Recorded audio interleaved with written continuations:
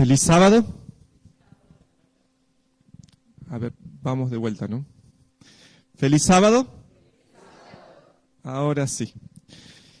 Mientras cantábamos el himno, pensaba en algunas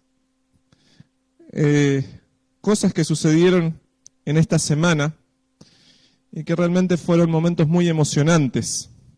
El día martes estábamos participando de la celebración de los 100 años del Instituto Florida. Y una de las cosas que más se remarcó a lo largo del programa fue que el instituto durante 100 años estuvo brillando y haciendo una diferencia para la ciudad de Vicente López. Y pensaba en el himno, ¿no? Brilla en el sitio donde estés.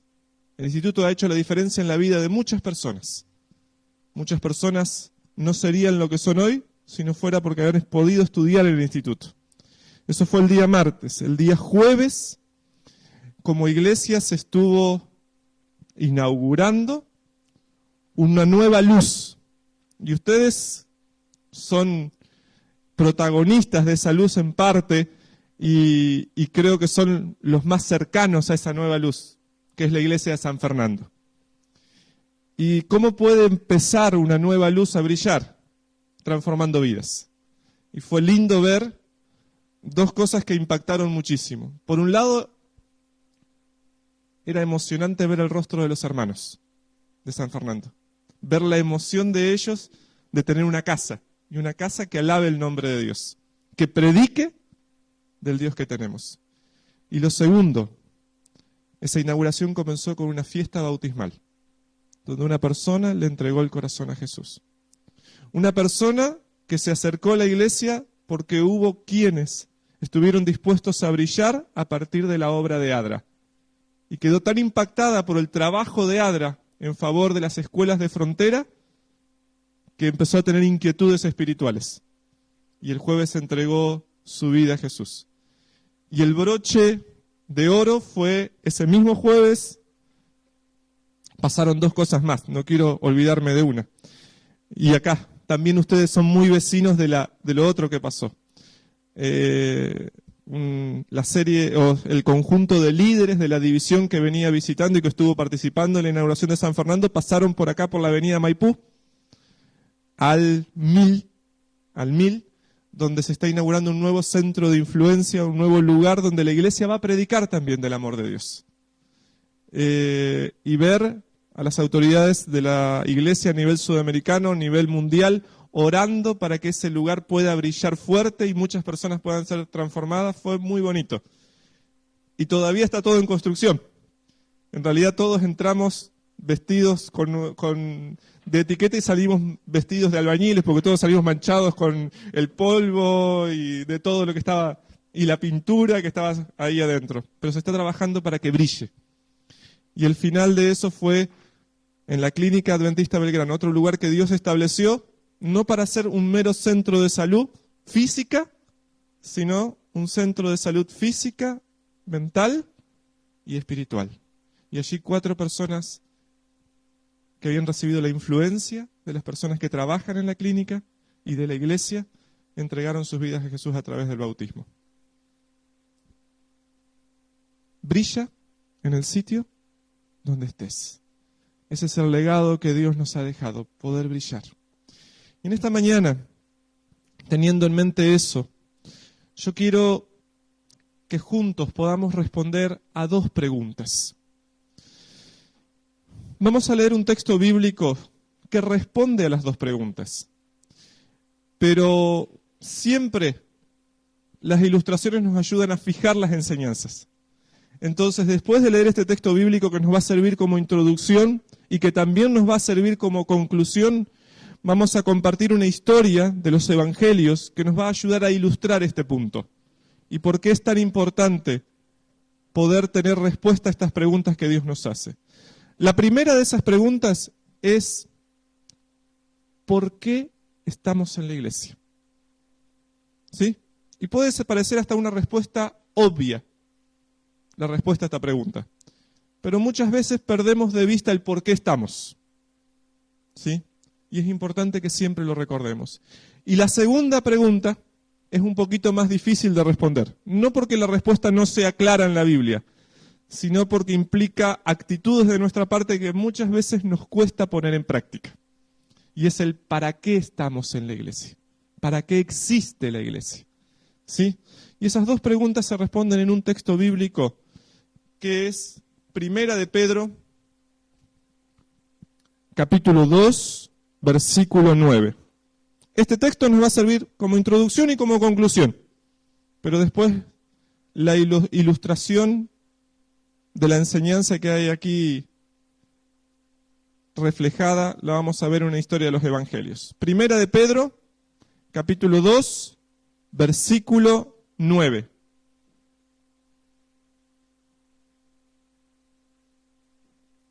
¿Lo encontramos?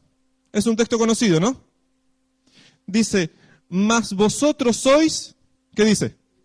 Linaje escogido. La primera razón por la que estamos en la iglesia, ¿cuál es? Porque Dios nos eligió. ¿Dios podría haber elegido a otros? ¿Sí o no? Sí, pero te eligió a vos, me eligió a mí, nos eligió a nosotros. Nos eligió para que seamos parte de su familia. Es interesante, por ahí al leer linaje escogido, y como no son palabras que usamos normalmente, linaje no es una palabra que usamos, perdemos de vista el sentido de eso. ¿Linaje qué es? Familia. Nosotros somos familia porque Dios nos eligió. No somos familia porque somos herencia de sangre. No somos herederos de sangre. Dios nos adoptó como hijos. Somos los hijos del corazón de Dios. Nunca nos olvidemos de eso. Nosotros somos parte de esta iglesia porque Dios nos eligió para ser parte de su familia. La primera razón por la que existe la iglesia y por la que estamos en la iglesia, cada uno de nosotros, es porque Dios nos eligió. No porque seamos mejores que los demás. ¿Se acuerdan del Antiguo Testamento? Dice, ustedes eran no el pueblo más grande, sino el más insignificante. Pero Dios los eligió. ¿Sí? No hay mérito en nosotros para que Dios nos haya elegido. Lo que hay es amor de Dios. Y Dios nos amó y por eso nos eligió. Y entonces dice, ¿nos eligió para qué? Real sacerdocio. Y otra vez, al estar lejos de la época donde los sacerdotes tenían una función, por ahí podemos perder de vista qué significa esto. Somos un reino de sacerdotes. ¿Cuál era la función del sacerdote en la antigüedad? Y estamos estudiando en la lección de escuela sabática. ¿Cuál era la función? Interceder, ministrar, ir a Dios de parte del creyente. ¿Está bien? Era la persona que iba de parte del creyente a Dios. Es interesante. Dios nos ha elegido para estar en su presencia. El sacerdote tenía una prerrogativa, un privilegio que no tenía ningún otro miembro del pueblo. El sacerdote podía entrar, ¿dónde? En el lugar santísimo. ¿Y qué había en el lugar santísimo? El arca del pacto. ¿Y qué más? La presencia de Dios. El sacerdote entraba en la presencia de Dios. ¿Se acuerdan del texto de Hebreos que dice que nosotros podemos acercarnos confiadamente? ¿A dónde? Al trono de la gracia.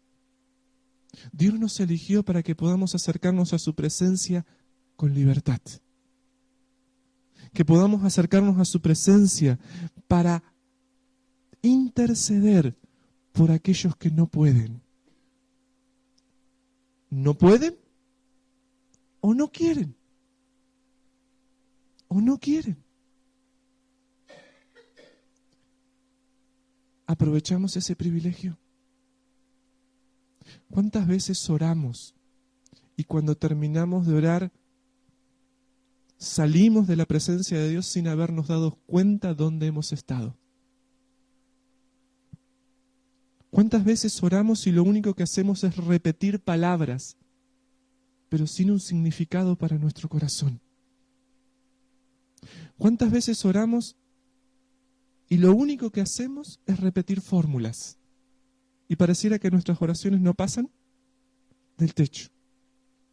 Hubo algo muy lindo que dijo el doctor Gustavo, que fue: cuando venimos al templo, venimos ¿a dónde?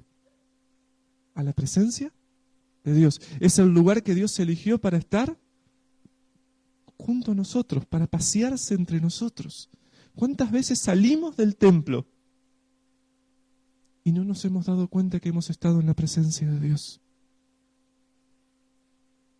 Y ese es un privilegio que el Señor nos da.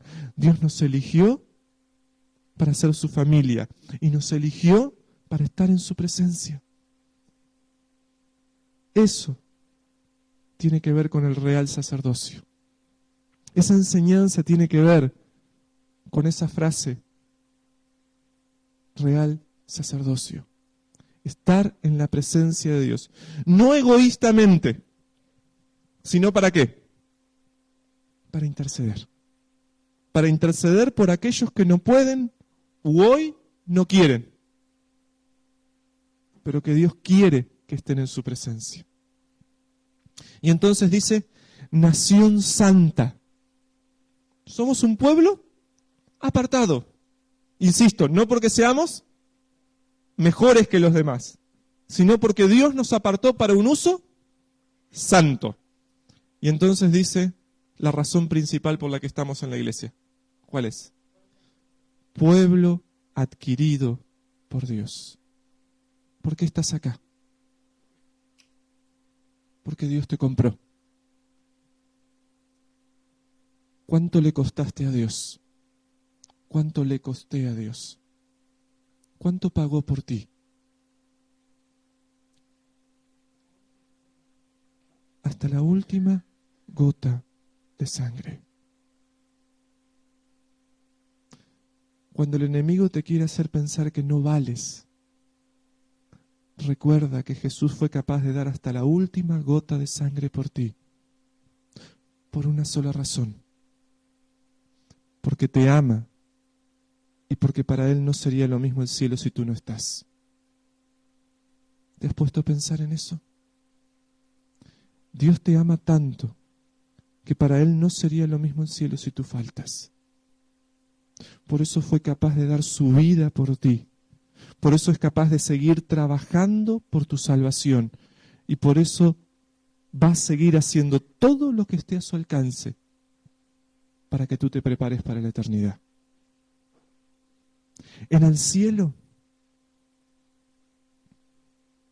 no va a faltar nadie que realmente quiso estar con Jesús. Nadie. Si realmente anhelas vivir con Cristo, el Señor ha hecho todo y hará todo para que estés con Él. La razón por la que existe la iglesia, la razón por la que estamos en la iglesia, es porque Jesús, porque el Padre nos aman, porque el Espíritu Santo nos ama. Y nos han comprado con la última gota de sangre de Jesús. Esa es la respuesta a la primera pregunta, el por qué. Pero el mismo texto nos presenta el para qué estamos. Dice, mas vosotros sois linaje escogido, real sacerdocio, nación santa, pueblo adquirido por Dios, ¿para qué? Para que anunciéis las virtudes de aquel que os llamó a su luz admirable. ¿Para qué estamos en la iglesia? ¿Para qué existe la iglesia? Para anunciar las virtudes de Jesús, para predicarle a otros acerca del amor de Cristo, para contarle a otros de lo que Jesús ha hecho en nuestra vida. Si la iglesia no tuviera esa función, si no hubiera un para qué, el mismo día del bautismo Jesús nos podría llevar al cielo, ¿sí o no? ¿Podría hacerlo? Imagínense, el mismo día que se bautizan, el Señor hace un milagro y te lleva al cielo. Pero no fue ese el plan de Dios. El plan de Dios es que el bautismo no es el final de la vida cristiana, sino el comienzo. Porque quiere que a partir de tu entrega a Jesús, tú le empieces a contar a otros que vale la pena vivir con Cristo. Tú empieces a compartir con otros el amor que Cristo tiene por ti. Tú empieces a compartir las enseñanzas de la Biblia con aquellos que no la conocen, para que no vayas solo al cielo, para que juntos, todos nosotros y aquellos que todavía no lo conocen, pero que lo van a conocer por nuestro testimonio, podamos prepararnos para la eternidad. Para eso existe la iglesia. Para eso estamos en la iglesia, para eso estás en la iglesia. No estamos para ocupar un banco. No estamos para venir cada sábado a escuchar el mensaje de Dios, aunque sí es parte de la vida cristiana y es parte esencial de la vida cristiana eso. Pero si venimos solamente para adorar, pero no salimos para servir, la vida cristiana no tiene el sentido que tiene en la palabra de Dios. El plan de Dios para nuestra vida es que vengamos a su casa a encontrarnos con Él para adorarlo y que salgamos de la iglesia para salvar a otros, para servir a otros, para que brillemos en el sitio donde estemos. Y quiero ilustrar esta verdad con una historia del Nuevo Testamento, de los Evangelios, San Juan capítulo 6. Es una historia muy conocida.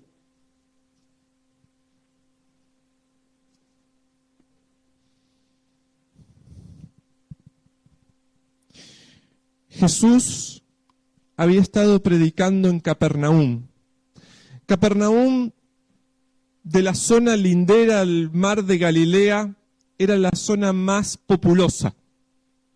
Era la zona más habitada y además era la ruta por la que tenían que cruzar todos aquellos que querían ir del oriente hacia el occidente y también del occidente hacia el oriente. Era la ruta obligada de paso. Era una ruta por donde todo el mundo pasaba, una ciudad cosmopolita, Capernaum. Y en Capernaum había estado predicando Jesús. Y en medio de su predicación recibió una noticia. La noticia de que Juan el Bautista había sido decapitado en la cárcel por Herodes. Y esa noticia abrumó al grupo de discípulos que seguía a Jesús. Y cuando Jesús vio el espíritu de sus discípulos, la carga que había sobre ellos, el temor por lo que había pasado, los invitó a ir a un lugar apartado para descansar. Y se fueron hacia la otra región, o hacia otra región cercana al mar de Galilea, pero del otro lado del mar de Galilea, hacia la zona oriental. Era la zona de Betsaida. Betsaida era una pequeña aldea que tenía unos cuantos habitantes, pero que no era Capernaum. Y allí en Betsaida Jesús pensó que iba a tener un poco de tranquilidad para poder descansar con sus discípulos. ¿Pero qué pasó? La gente se despertó por la mañana, no vio a Jesús, no vio a los discípulos y se dio cuenta que estaban del otro lado del mar de Galilea.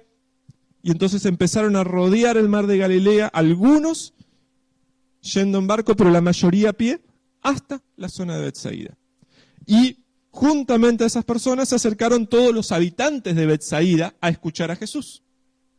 Y es en esas circunstancias que se da la historia en la cual vamos a meditar en esta mañana. Dice el versículo 2 del capítulo 6 que les seguía una gran multitud porque veían las señales que hacían los enfermos. ¿La gente los seguía porque quería escuchar las enseñanzas de Jesús?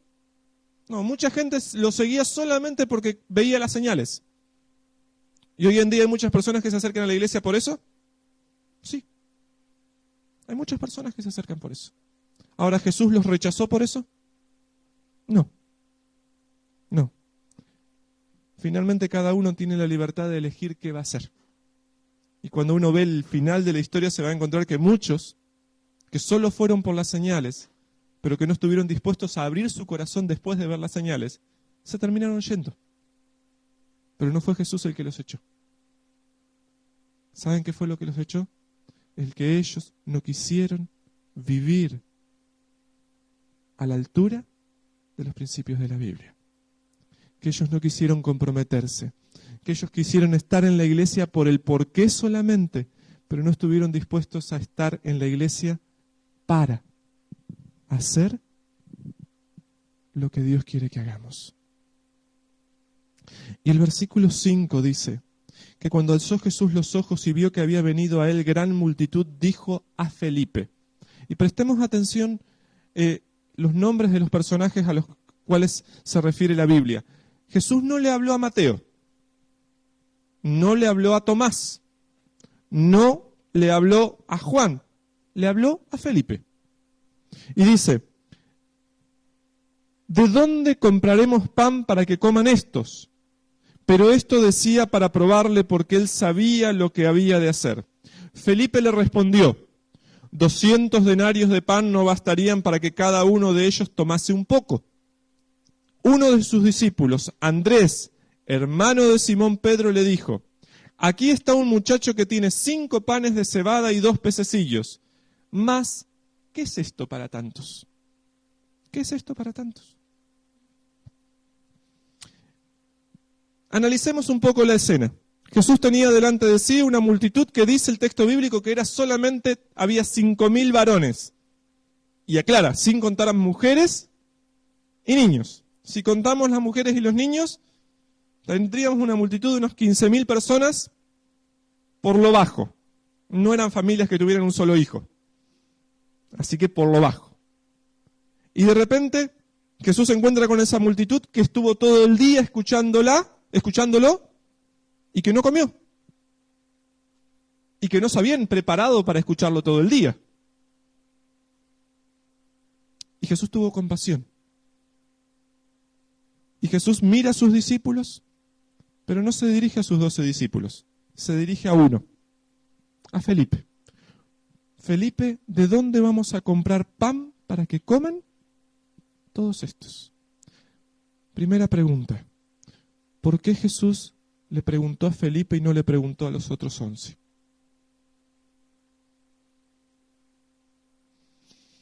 No.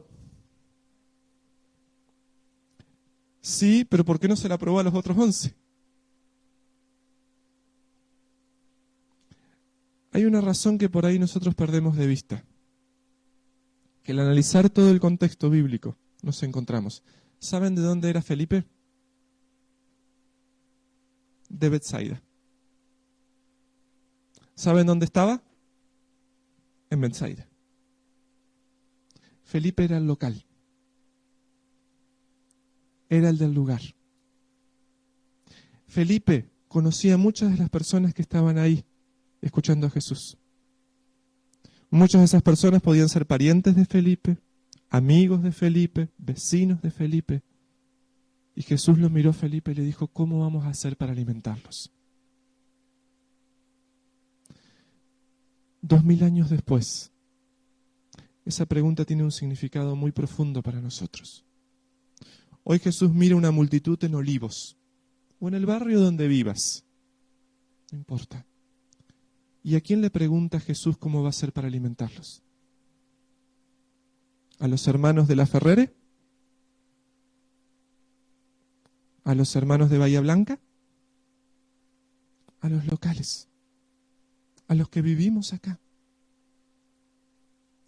¿Sabes que vives en el lugar donde vives y trabajas en el lugar donde trabajas y estudias en el lugar donde estudias? No por casualidad, sino porque Dios te puso en ese lugar con un propósito.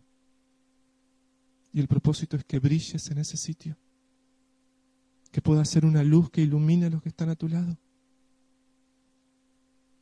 Jesús no le preguntó por casualidad a Felipe. Jesús le preguntó a Felipe porque Felipe era el local. Era el del lugar, era el que conocía dónde comprar el pan, pero también conocía lo que pasaba en el corazón de las personas que estaban ahí y la necesidad que tenían. Por eso Jesús le preguntó a Felipe, ¿de dónde compraremos pan para que coman todos estos? Y el texto bíblico es muy llamativo porque dice que Jesús sabía lo que había de hacer. ¿Y lo hizo para qué? Para probarlo, para probar la fe de Felipe. Y Felipe respondió como podríamos responder cualquiera de nosotros. Humanamente. ¿Cuántos habitantes hay en Olivos? Más o menos. ¿100.000? ¿Más o menos? ¿Cuántos miembros hay en la iglesia de Olivos? 100. 100. Supongamos 100. Vamos a hacer las cuentas fáciles. 100.000 habitantes, 100 miembros. Felipe respondió como puede responder cualquiera de nosotros. Y Jesús, alimentar a 100.000 habitantes de Olivos con 100 hermanos de iglesias es imposible. No se puede. Cada uno de nosotros tendríamos que predicarle a 1.000 personas. No podemos. Humanamente lo que decía Felipe era lógico. ¿Tenía razón? Sí. Hoy, ¿hay personas que están muriendo de hambre espiritual en tu barrio? ¿Sí o no? ¿Dentro de tu familia hay personas que están muriendo de hambre espiritual, que están pasando hambre espiritual? ¿Dentro de tus vecinos hay personas que están pasando hambre? ¿Dentro de tus compañeros de trabajo o de estudio hay personas que están pasando hambre espiritualmente? ¿Sí o no? ¿A quién mira Jesús para alimentarlos? Me mira a mí, te mira a vos, la mira a usted, lo mira a usted. Y nos pregunta, ¿cómo vas a hacer para alimentarlos? Pero Jesús, ¿cómo? Fíjense qué pregunta hizo. ¿De dónde compraremos? Hay algo interesante que Felipe no tuvo en cuenta. Jesús no le dijo a Felipe, ¿de dónde vas a comprar pan? Y Felipe respondió como que el único responsable en comprar el pan, ¿quién era? Él. ¿De qué se olvidó Felipe? Que estaba con Jesús. ¿Nos damos cuenta de eso? Muchas veces en nuestros planes, en nuestras respuestas a Dios, en nuestros proyectos como individuos y como iglesia, nos olvidamos que Jesús está a nuestro lado. Nos olvidamos que lo que es imposible para el ser humano trabajando solo,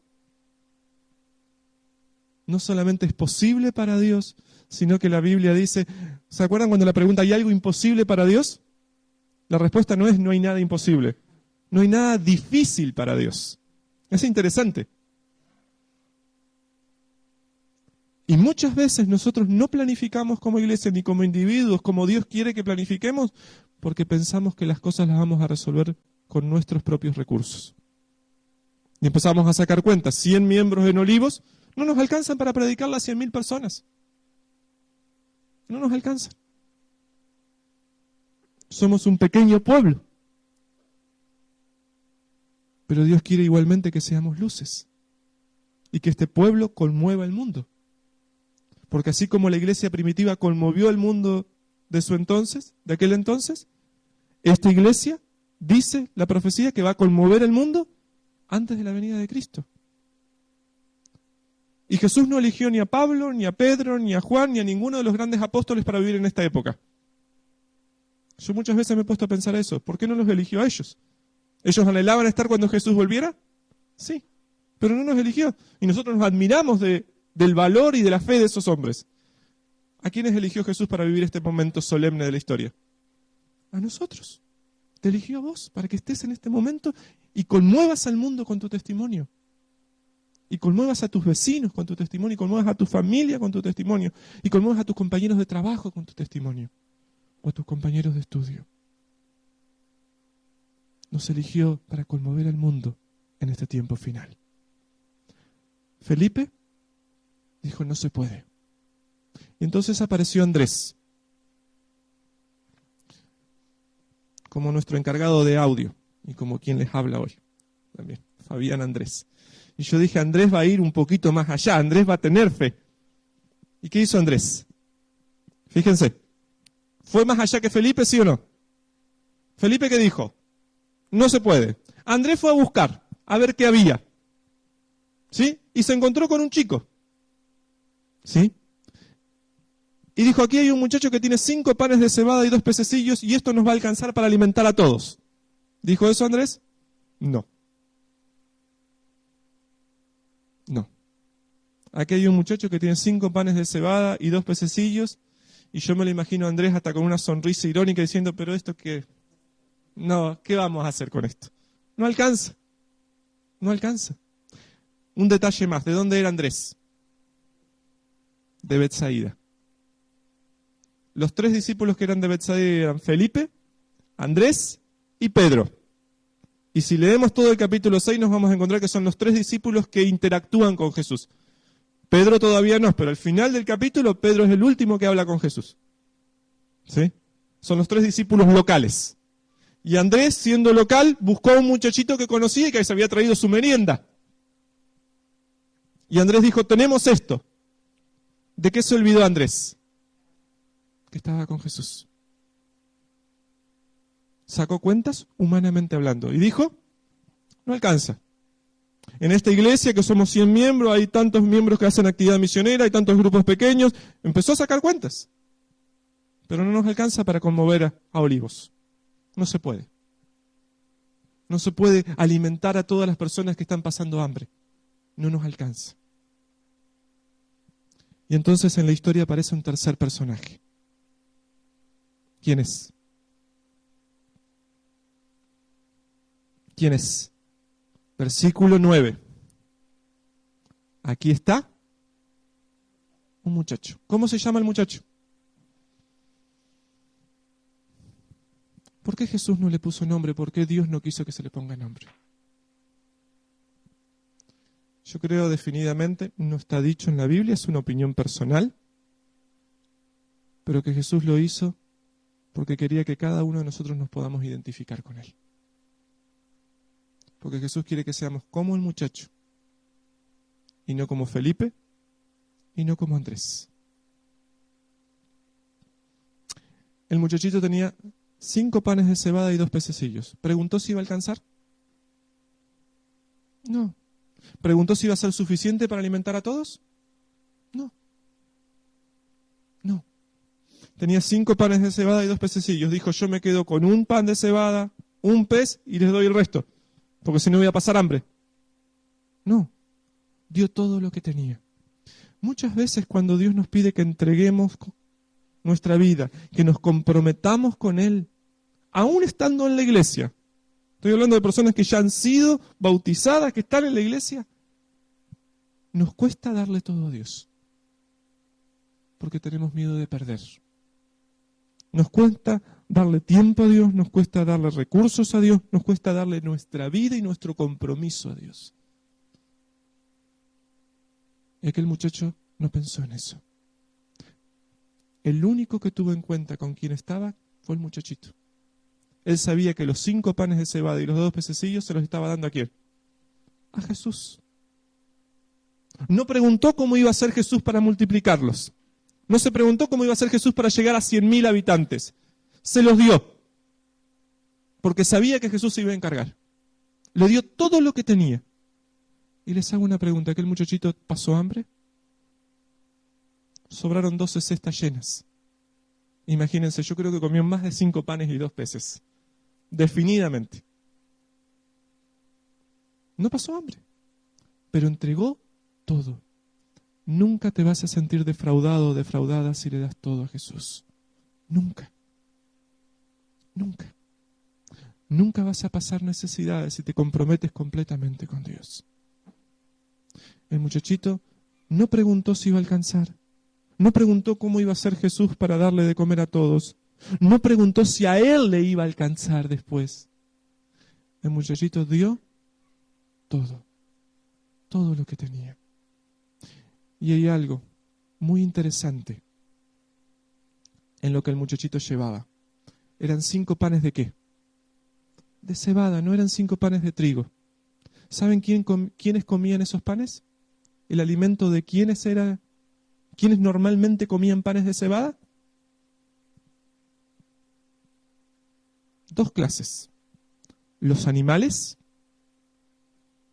¿sí? Y la gente muy pobre. La gente de más dinero no comía pan de cebada. Muchas de las personas que aquel día fueron alimentadas nunca se habían imaginado que iban a comer pan de cebada. Nunca. Porque había gente de buena posición económica y nunca pensaron que iban a comer pan de cebada. Y los 2 pececillos no eran 2 peces fresquitos sacados recién del mar de Galilea. No dice peces. Y sin embargo en la Biblia en muchos lugares dice peces, pero en este pasaje bíblico dice 2 pececillos. Esos pececillos eran una cosita chiquitita así, secada al sol, que solo servía para darle gusto al pan, para que el pan no tuviera gusto a nada. Untaban los panes con esos pececillos, les pasaban, raspaban el pan con esos pececillos que tenían un poquito de sal, para que el pan no tuviera gusto a nada. Era una merienda sumamente modesta, sumamente humilde. Pero muchos, aquella tarde, comieron el mejor manjar de sus vidas. No importa si crees que tus talentos no son grandes. No importa si crees que no tienes tantos talentos como para compartir. Lo que tengas, por humilde que sea, en las manos de Dios hace maravillas. Hace algunos meses, allá por el mes de abril, marzo en realidad, fin de marzo, vinieron los chicos Caleb. ¿Se acuerdan? Y acompañando a los chicos Caleb, una joven de una iglesia de aquí a Buenos Aires fue a una plaza a poner una mesita y un cartel que decía se entrega una Biblia gratis. Por esa plaza iba caminando Cristina junto a Ricardo. Iban caminando. Cristina y Ricardo hacía poco más de un año habían perdido a una hija muerta de cáncer. Pero en el último año habían sucedido 2 cosas más. A otra hija de Cristina le habían detectado cáncer. Y a Ricardo le habían detectado cáncer. Tantas tragedias a nivel familiar les habían hecho perder la fe en Dios y enojarse con Dios. Ellos, cristianos por tradición, cuando vieron tantas desgracias a nivel familiar, llegaron a pensar que Dios era su enemigo. El más enojado con Dios era Ricardo. Pero aquella tarde, mientras caminaban por la plaza, Ricardo ve el cartel que dice se regala una Biblia y le dice a Cristina,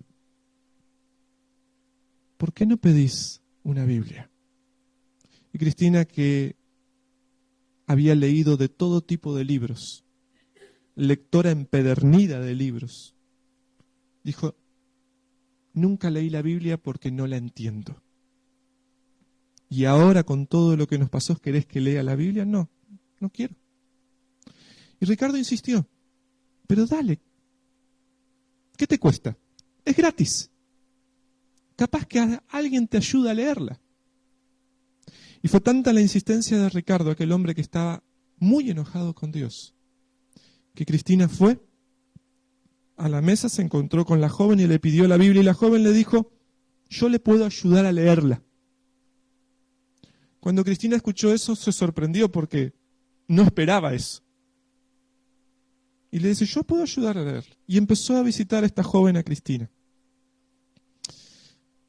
A mí me tocó visitarla un par de meses después. Justamente 1 semana y media después de que una hermana de Cristina y la consuegra de Cristina habían muerto de cáncer.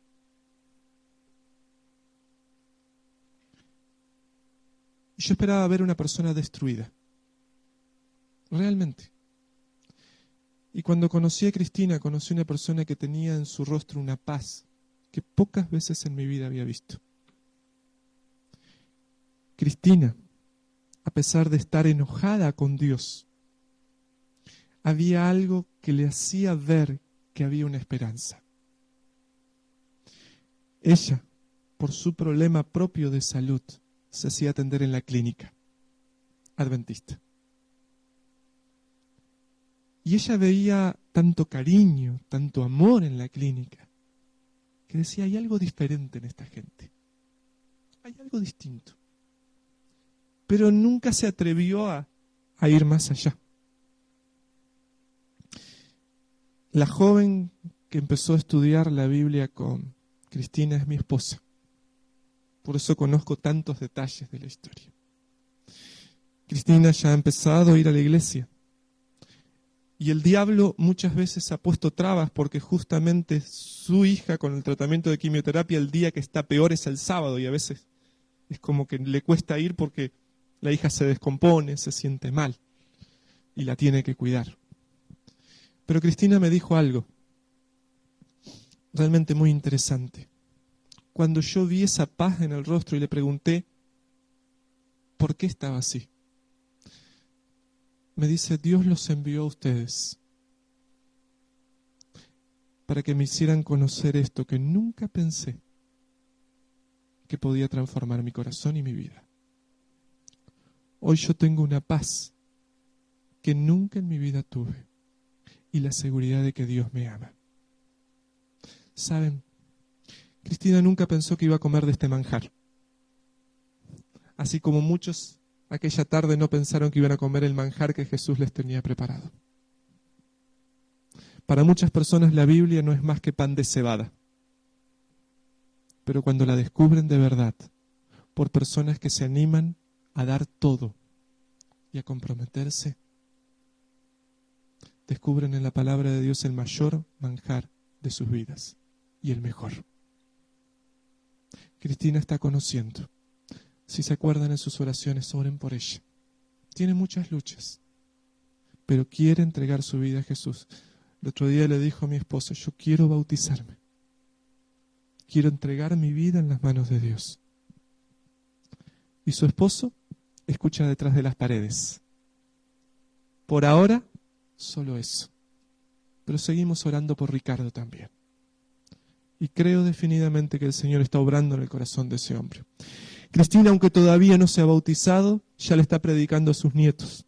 Y a veces, como el sábado tiene que estar con su hija, aprovecha ese día para hablarles de la palabra de Dios a sus nietos, para no hacer nada secular, pero hacer cosas que vengan de Dios.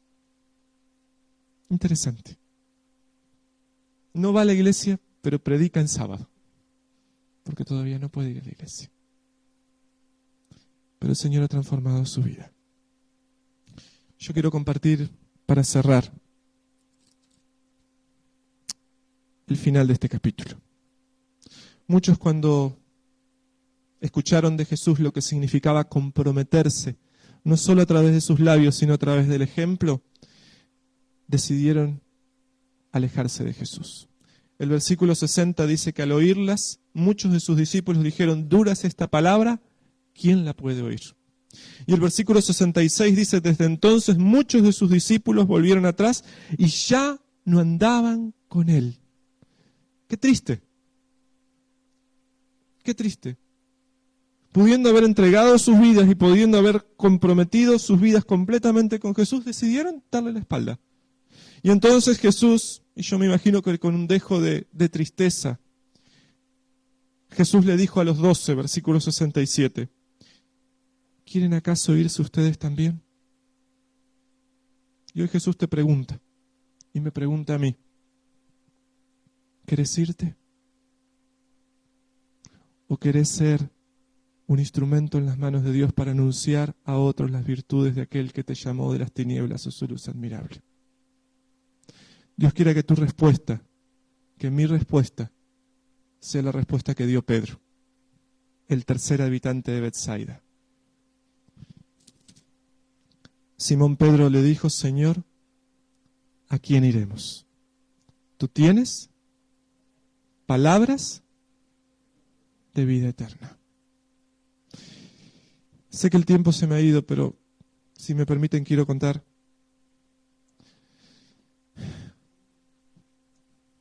algo más. Hace casi 40 años, en realidad 38, una pareja, un matrimonio joven con 2 hijos entrando en la adolescencia, decidieron irse de Buenos Aires a Entre Ríos a vivir al campo, cerca del río Uruguay, buscando un poco de paz. La esposa, un poco más religiosa que el marido, pero ambos miembros de una iglesia tradicional, fueron al campo a buscar un poco de paz y tranquilidad en medio de un momento que era muy complicado aquí en Buenos Aires. Y un día en el campo se quedaron sin agua, y ustedes saben, sin agua es complicado, en cualquier lugar. Y se les secó el agua y empezaron a buscar una persona que pudiera hacer pozos de agua. Y les recomendaron a una persona que dijeron que era muy responsable y que trabajaba muy bien. Entonces fueron hacia un lugar llamado Concepción del Uruguay y hablaron con esta persona, don Víctor Ziegler. Y este hombre fue al campo y no solo les dio el agua para tomar, sino que empezó a compartirles el agua de vida, el agua de la palabra de Dios. Y don Víctor se propuso, a partir del interés espiritual de este matrimonio que vivía en el medio del campo, viajar todas las semanas 50 kilómetros de ida, 50 kilómetros de vuelta en caminos no de pavimento, sino de tierra, muchas veces teniendo que esperar que los arroyos bajen para volver a pasar, cuando llovía muy fuerte.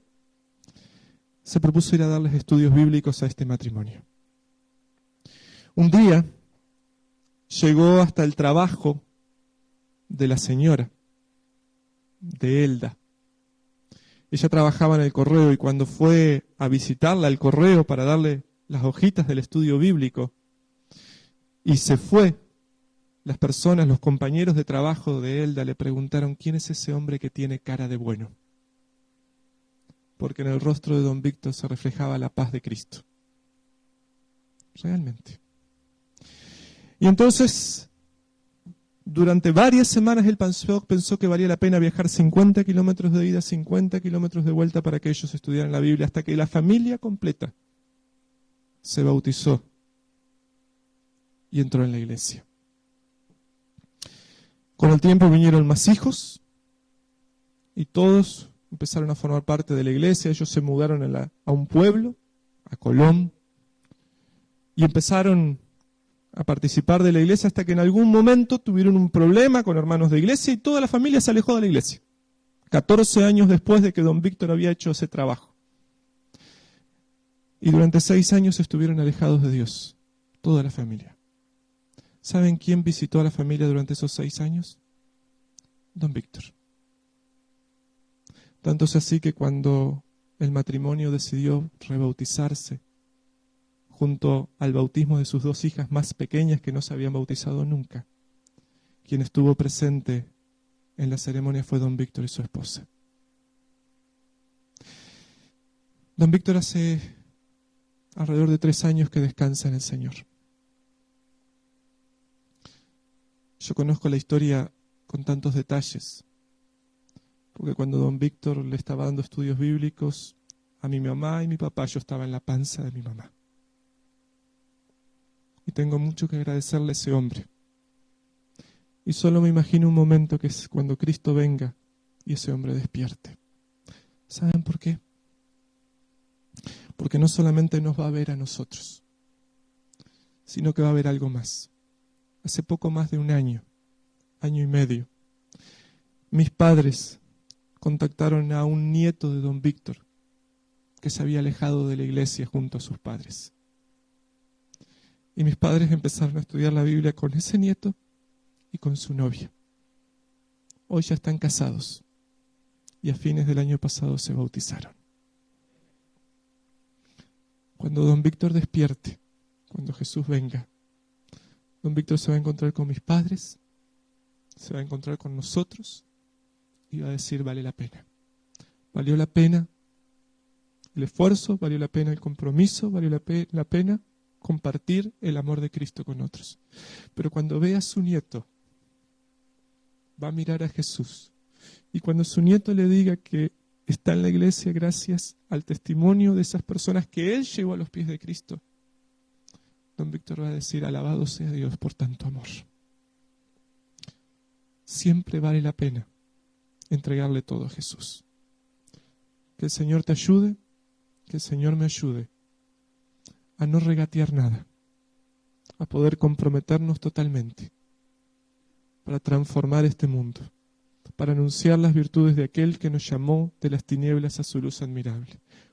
Porque si estamos en la iglesia, estamos para eso, para contarles a otros del amor de Jesús. Dios te bendiga.